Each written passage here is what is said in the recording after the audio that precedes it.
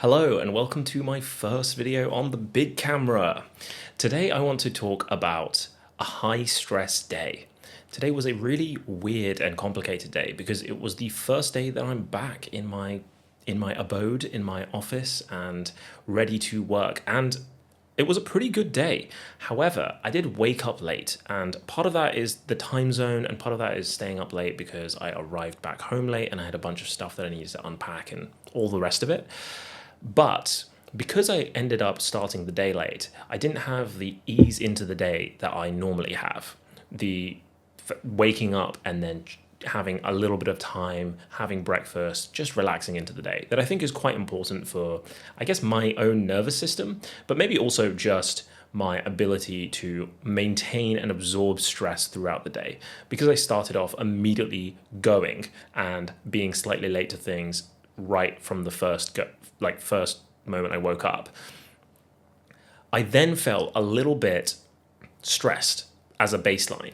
And as the day was actually pretty demanding and things in my health and my personal life started to get a little bit more complicated, I felt this enormous sense of stress.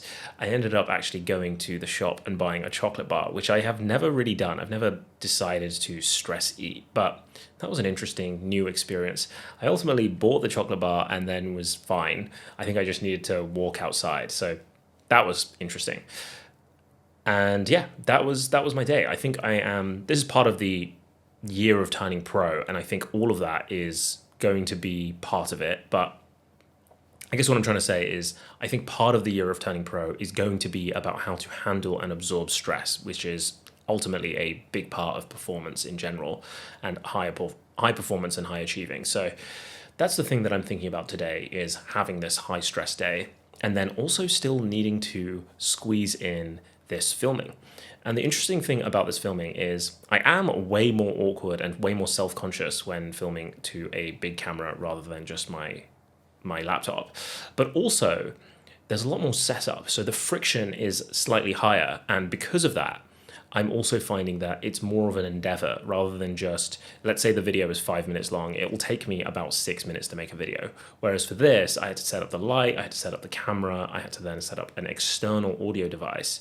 And all of that as a collection starts to add to the cognitive overhead of the production itself, but also the time footprint that it's taking. So I need to be more intentional around how much I film and where I film, because I'm not as free flowing, and I think I still will in the future go back to the webcam on days that I just don't have any other option, just to keep up the habit of talking to a camera. But ultimately, I do think that this is a slightly different skill, and I need to get better at it.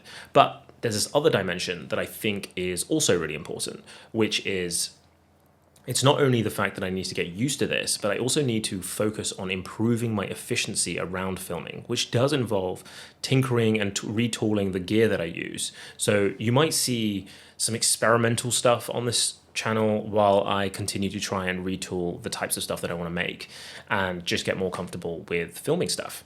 But this is the first video, this is the lighting I'm using, and it's just a single source light right above me here, and I'm using my microphone and my 35mm lens, and this is like one of the shots that I think I could use in my bigger videos. I don't think I want to use a microphone like this in my normal art and progress videos. So in the future, I might also try to tinker with trying to find ways to make the microphone invisible using different microphones, or just finding a way to place this microphone in a way that's invisible.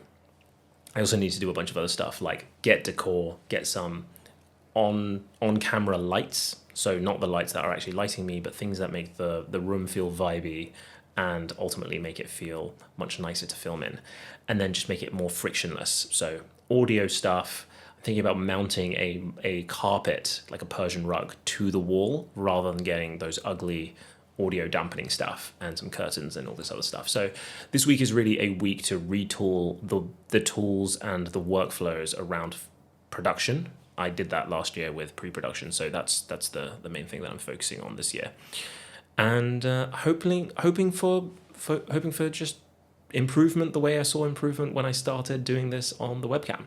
I'm glad I started on the webcam and not on this, because I don't think I would be as coherent or even as motivated to do this if I started with this big of an endeavor as filming on a big camera. So that's cool. And I think that's the end of that. I'm a bit worried that my audio didn't record, but we'll figure it out.